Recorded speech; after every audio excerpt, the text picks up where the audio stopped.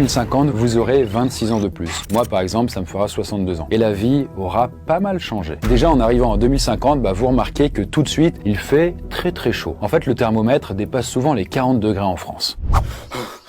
Et ça, c'est devenu un petit peu la norme en été parce que le climat de la Terre s'est réchauffé de 2 degrés. Parce qu'en effet, c'est le scénario qui est prévu en 2050 si nos émissions de CO2 ne diminuent pas assez d'ici là. Concrètement, en France, tous les étés ressembleront à celui de 2022, mais en pire. Et il fait une chaleur de bête là, non? Parce que souvenez-vous, en 2022, il y avait eu des incendies partout en France, notamment des feux géants en Gironde.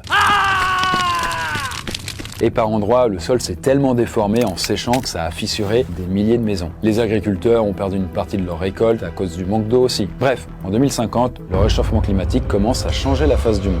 Et entre la déforestation et les incendies, environ 50% de l'Amazonie s'est transformée en savane. Ce qui, mine de rien, fait quand même 6 fois toute la surface de la France. À côté de ça, la grande barrière de corail d'Australie est morte et les 1600 espèces qu'elle abritait ont disparu. En plus de ça, les pluies sont devenues plus rares et plus violentes. Le sol absorbe moins d'eau, donc il y a plus d'inondations. Mais je vous rassure, on va